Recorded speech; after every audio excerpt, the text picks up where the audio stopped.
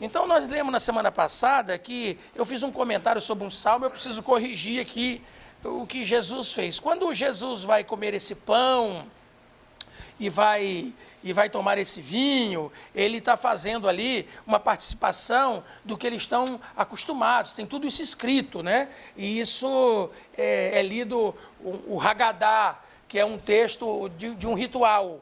Então, eles têm uma leitura, eles vão pegar o pão e vão comer, e tem todo um processo em volta daquilo ali. E no final tem o hino. Né? Eu fiz uma observação semana passada e está equivocada. O hino é o Salmo 113 a 118. Pode ser qualquer um desses hinos ou todos eles que são cantados em carreirinha. Salmo 113 até o 118, que é cantado ali quando Jesus canta esse hino, né? E quando ele faz eles são chamados de salmos de Halel, salmos de louvor, tá certo? E essa tradição judaica de abençoar o pão e tudo, se chama Berashot, né? Porque são regras estabelecidas. A bênção é Berachá, regras, lei para essas bênçãos é o Berashot. Então, são coisas para a gente tomar atenção. Nós também falamos semana passada de que Jesus falou para Pedro, Pedro disse que jamais iria traí-lo, que jamais iria deixá-lo só e tudo, e Jesus falou para ele que, ao ser o pastor ferido, antes que o galo cantasse, ele o negaria. E Pedro disse que de forma nenhuma, ele enfrentaria até a morte, se necessário fosse, mas que não negaria a Jesus. E vimos aqui uma regra de uma lei que eles tinham, que é Baba Kama 7:7, que era proibido criar galinhas ali em Jerusalém, principalmente perto da casa do sumo sacerdote, que morava ali próximo ao templo, no templo. Então, pode ser, ninguém está negando que galo cantou, que a ave cantou, mas existe um dos quartos de hora que a guarda romana tocava a trombeta para trocar, que era chamado a hora do galo, né? E essa hora do galo era o Galicinium, que é o canto do galo, que é de meia-noite até as 3 horas da manhã, o canto do galo. Que então nessa faixa de tempo aí que Pedro negou a Jesus. E eles agora, com essa negativa de Pedro e com tudo isso que aconteceu, que Jesus já profetizou, a gente vai sabendo, vai tomando consciência do que está acontecendo, e Jesus então vai subir no Monte das Oliveiras. No Monte das Oliveiras tem ali um jardim que é o Getsemane. Eu disse semana passada que em 380 o Teodósio, o imperador romano, construiu ali uma igreja, né? Na rocha onde dizem que Jesus estava orando nela. E em 1920 essa igreja foi reconstruída, uma nova igreja ali muito maior, na base daquela pedra. E tem lá, quando se entrar na igreja e olhar para cima, lá na copa da igreja tem lá o brasão do Brasil, escrito Brasil, que nós somos doadores também, tem o escudo do Brasil e o nome Brasil, que ajudou a construir essa igreja maior. Então agora vamos prosseguir, Jesus no Getsemane. Então agora versículo 36, 37 e 38. Só primeiro 36 e 37. Vamos lá.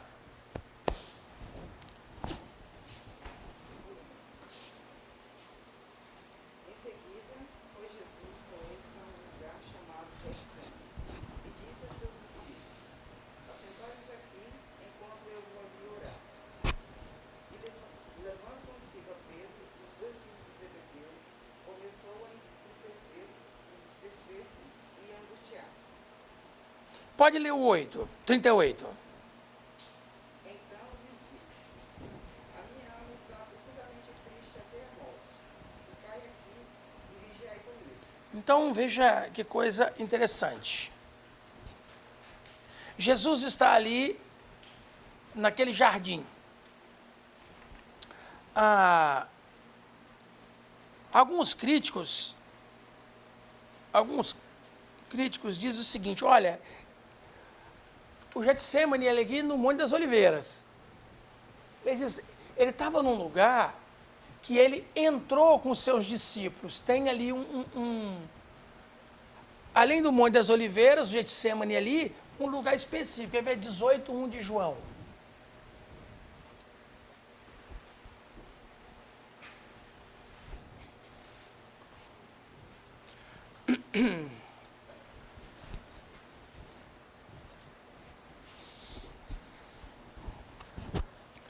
Existe uma ligação entre esses versos, do 31 com a negativa de Pedro. É porque é o seguinte, na hora do aperto que eles vão passar daqui a pouquinho, os discípulos entram em desespero e a fé deles ali é abalada, sai todo mundo correndo. Mas há uma exceção no que aconteceu. Eles não se perderam. Logo, logo eles vão se reorganizar e a coisa vai prosseguir. É muito diferente de gente que perde a fé é abalada e se perde. Então Jesus, quando está falando aquilo que fala para Pedro e tudo, para preparar. Porque olha só, eles vão estar com o sentimento que eles têm, que vão desenvolver por causa do aperto que está passando, mas Jesus já está falando nesse 36, 37, 38, que ele está profundamente angustiado. Olha aí o que diz João 18:1, ó. Quem vai ler?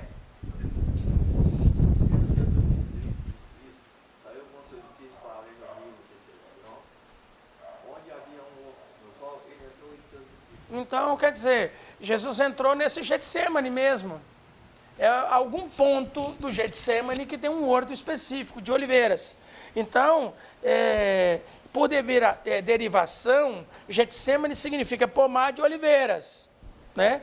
Os romanos chamavam aquilo de hortos inclusos, né? Um jardim fechado dentro daquele pedaço que tem ali, tinha uma área fechada e que Jesus possivelmente então entrou com os seus discípulos. E ele agora começa a falar que a alma dele está cheia de tristeza.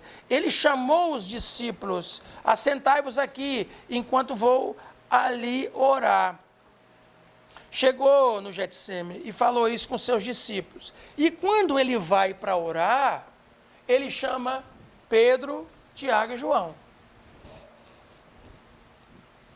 Ele está com os 12. Estão no monte. Ele vai entrar, está ali no outro. Ele vou orar ali, uma distância de pedra. Dizer isso com lançar de pedra assim. Lançou a pedra, essa distância assim. Então Jesus, eu vou ali orar. E na hora que ele vai, então ali orar, ele chama Pedro, Tiago e João. E aí ele chama esses, e eles então vão, que são os filhos de Zebedeu, vão com ele lá. E quando ele está lá com eles, ele diz, a minha alma está cheia de tristeza até morrer.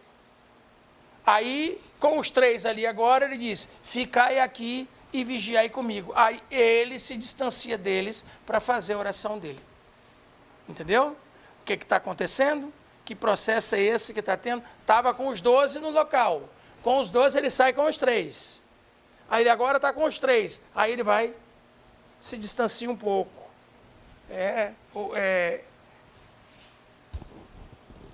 Ele vai participar de um ferimento muito grande, que é o ferimento do pastor. A gente já leu semana passada Zacarias 13, quando diz, ferir o pastor e o rebanho vai se espalhar, né? E nessa hora extrema e tão crítica de sua vida terrena, Jesus, o Filho do Homem, precisou, como todo ser humano precisa, da simpatia dos outros. E mesmo que foram poucos. Porque era só os 12 e agora dos 12, 3. Jesus careceu na sua vida terrena da simpatia, da presença de outros para ajudá-lo. Para estar com ele naquele momento de sofrimento e dor. Nenhuma vida verdadeiramente humana pode ser completamente independente, sem precisar de ninguém.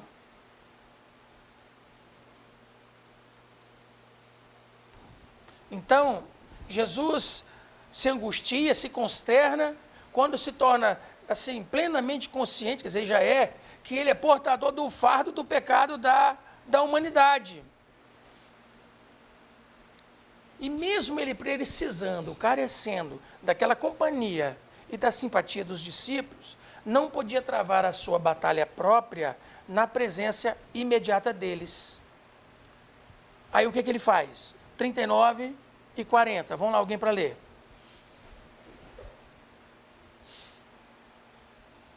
Vamos ler? Quem vai ler? Mateus 26, 39. Isso. Prostrou-se sobre o seu rosto, orando e dizendo: Meu Pai, se é possível, passe de mim esse cálice. Todavia, não seja como eu quero, mas como tu queres. Ah, que 40. E voltando para os seus discípulos, achou-os adormecidos e disse a Pedro: Então, nem uma hora pudeste velar comigo? Quer dizer, eles estavam cansados, né? E às vezes acontece, a gente está cansado e não consegue velar tanto quanto o outro precisa. Esses dias nós estávamos com meu tio adoentado em casa e a gente tinha que velar por ele, porque de vez como ele teve uma queda e foi uma hemorragia, como derrame, às vezes ele simplesmente queria levantar da cama, mas não andava e caía de novo. E se a gente está vigiando, adormece, você não vê. E aconteceu. Depois a gente se sente muito culpado com isso tudo. Né? É uma coisa, muita angústia. Jesus diz assim, olha, a minha alma, foi no 38, está cheia de tristeza, né? Alma, aí é psique, que é João 12, bota João 12 aí. A psique, a alma que ele está dizendo aí, é a fonte, né? A sede de todas as emoções humanas. Olha como é que está aqui em João 12, 27. Olha só o que é que Jesus diz. Olha que enfrentamento psicológico de Jesus, não é à toa que vai ter detalhes que ele soa sangue. Olha o que é que ele diz aí. Quem vai ler? Pode ler, mano. Isso. Agora a minha alma está perturbada. O que direi eu? Pai, salva-me e basta Desta? desta hora. Para isso vim esta hora. Amém. Né? Quer dizer, Jesus vai dizer assim, a minha alma está perturbada. Olha só, gente, para Jesus dizer que ele estava perturbado, ele tem consciência que está levando sobre si o fardo do pecado de toda a humanidade, do Adão até o último que há de nascer. É um enfrentamento tremendo. Né? Tem muita gente que acha, Jesus tirou de letra porque é o Filho de Deus, outros dizem que ele é o próprio Deus, tirou de letra porque morreu, mas não morreu. Não, Jesus morreu e morreu mesmo. E se Deus o Pai não o ressuscita no terceiro dia, reconhecendo o seu trabalho que foi feito bem feito e a sua morte era imerecida, ele estaria enterrado até hoje lá, o seu sepulcro está lá até hoje. E um monte de gente estaria lá fazendo aquelas visitas ao sepulcro de Cristo. Mas o sepulcro de Cristo ficou vazio. Então Jesus, quando ele sabia que teria que pisar o caminho sozinho do lagar da ira de Deus. É perturbar mesmo. A mente está, a minha mente está toda perturbada, eu estou estressado, psicologicamente, emocionalmente, aqui o meu emocional, a minha fonte de todos os sentimentos está plenamente, né? Eu vou falar o quê? Pai, salva-me dessa hora. Mas ele mesmo diz, mas para isso eu vim, foi para essa hora. Então, quando a gente lê, Pai, afasta de mim esse cálice que eu tenho que beber, mas eu vim justamente para beber esse cálice. Deus não tinha como atender, Exato. E ele, por isso que ele ora, quando ele ora ao Pai e pede, quer ver? Quando ele pede, se é possível, passa de mim esse cálice, é o Mateus 26, 39, todavia não seja como eu quero, mas como tu queres. Então é muita angústia, é muito sofrimento, é muita dor, é muita tristeza. Por isso que ele pediu, quando ele pede para livrar do cálice, é o cálice desse furor todo ali, que é Deus.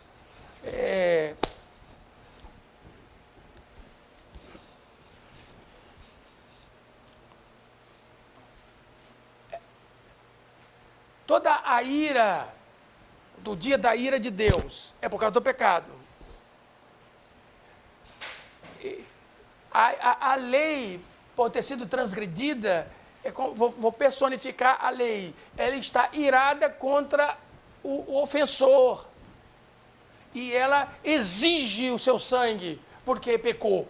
A alma que pecar, certamente morrerá. E Deus, todo esse furor, todo esse sentimento ali, por causa dessa situação, ele transfere para Jesus, e Jesus sabia disso. Quer ver Isaías 53.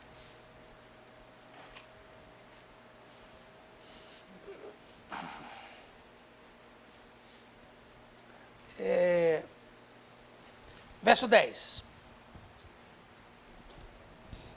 53 de Isaías, verso 10. Inclusive com essa palavra que Jesus vai falar daqui a pouquinho, que a gente vai ler, ele atinge isso aqui, desse versículo. Quem achar pode ler, faz favor. Eu li agora porque minha Bíblia é muito pequena.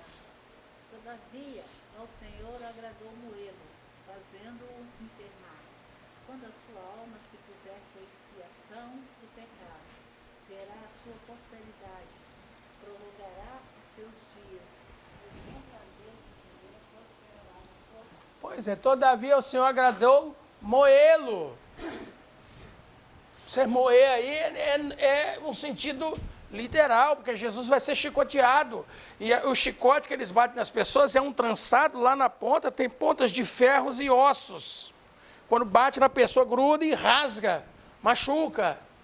Né? Então, a Deus se vinga do pecado do homem no seu filho, para aquilo que estava estabelecido para a morte do ser humano. Sim, é uma linguagem que se tornou verdadeira e foi fato na vida de Cristo, tá certo? Mas existe um objetivo. E qual é o objetivo? Isaías 51, 22. Isaías 51, 22. Não, nós já lemos 51, 22, né? Não, 51, 22 de Isaías. O que é que ele diz? Assim diz o teu Senhor e o teu Deus, que pleitará a causa do seu povo. Eis que eu tomo da tua mão o cálice da tua controlamento, os sedimentos do cálice do meu furor, e nunca mais dele beberás. É uma versão muito bonita essa aí, né? Essa versão aí muito bonita da gente ler, né? Na minha está assim: assim diz o Senhor teu Deus, Jeová, que pleiteará a causa do seu povo. Eis que eu tomo da tua mão o cálice da vacilação, as fezes do cálice do meu furor, nunca mais dele beberás. Né? Então, o cálice do furor de Deus é entregue na mão de Cristo. Aí, como que ele age? Isaías 63, 3. Pode ler o 2 e 3. Quem achar pode ler.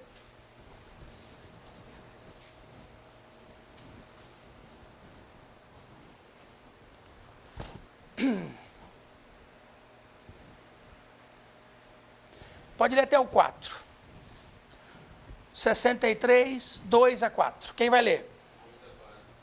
Apregoar o ano aceitável do Senhor e o dia da vingança do nosso Deus, a consolar todos os tristes, a ordenar acerca dos tristes de Sião. Você está em outro capítulo aí. É... 63, 61. tá bom. Mas você vê que parece que o assunto é o mesmo, né? 63, 2 a 4. Olha a pergunta, hein? Porque está vermelha a tua vestidura e as tuas vestes como as daquele que pisa uvas no lagar? Eu sozinho pisei no lagar, e dos povos ninguém se achava comigo. Eu os pisei na minha ira, eu esmaguei no meu furor. E o seu sangue salpicou as minhas vestes, e manchei toda a minha vestidura. Isso não faz a gente lembrar do Apocalipse? Isso não faz a gente pensar 19, 13 de Apocalipse? Vamos ver Apocalipse 19, 13?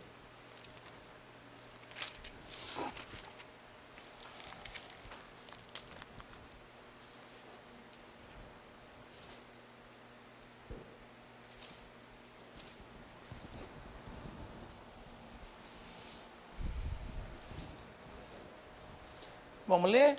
19, 13. E estava vestido de uma veste salpicada de sangue, e o nome pelo qual se chamava é a palavra de Deus. Ah, e como é que vai? Pode ler o 14. E seguiam-nos os exércitos que há no céu em cavalos brancos, e vestidos de linho fino, branco e puro. 15.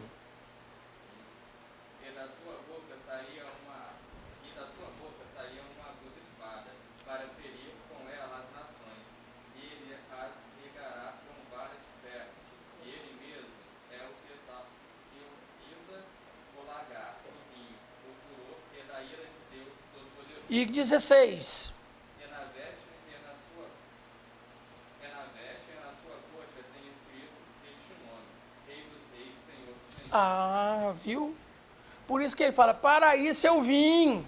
Para isso está essa hora. Jesus, é Hebreus que está escrito que ele vislumbrava, vendo aquilo que lhe estava proposto, os benefícios que ele ia ter depois.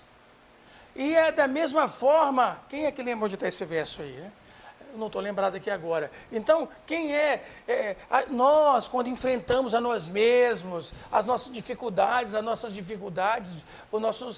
demandas, às vezes a gente fica com a mente como Jesus está ali. Ele disse, o meu psicológico, né? Eu estou angustiado profundamente, eu estou perturbado. Às vezes a gente fica. Acontece, gente.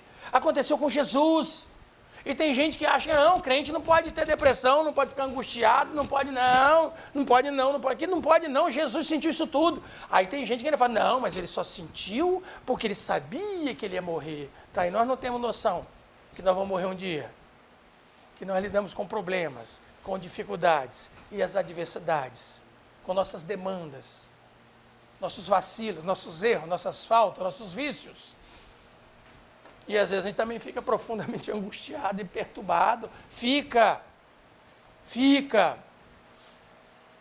E nem sempre é possessão, não. É uma coisa dentro de nós mesmos, é psicossomático. É dentro de nós mesmos.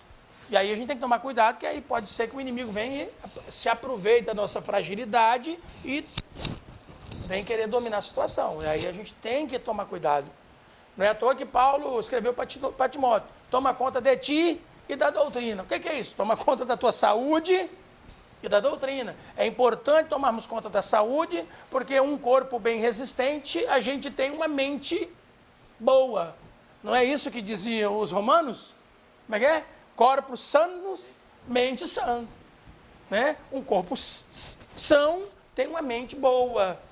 E Jesus era um homem que tinha um ego equilibrado, um ego sadio, mas nessa hora ali, que ele está diante daquela situação toda, ele teria que pisar sozinho aquele lagar, porque nem Pedro, nem Tiago, nem João, nenhum deles, que os 12 falaram que ia estar com ele, não estavam.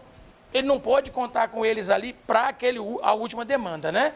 Mas agora na oração, Jesus chama, convida e eles vão com ele, mas ele fala para eles que ele está com muita angústia e tudo, mas ele estava ali com dificuldade para ficar acordados para vigiar com Jesus. E é por isso que ele falou então no verso 40, então nem uma hora pudestes vigiar comigo, né? Então, a psique, irmãos, é a sede das nossas emoções e sentimentos.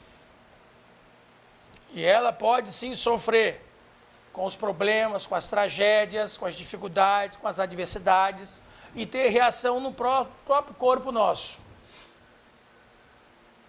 E nada de achar que isso é demônio. Tá certo? Mas devemos tomar muito cuidado para que as hostes dos demônios, porque o inimigo está ao nosso derredor, bramando, né? Bramindo como leão, louco para nos tragar, cheio de vontade de nos tragar, a gente acaba se descuidando com a saúde, com a vida e com a mente, e aí descambando para caminhos que não deveríamos percorrer. Então Jesus fala isso para os discípulos. Quando ele volta, então, nem uma hora pudeste vigiar comigo, 41 e 42.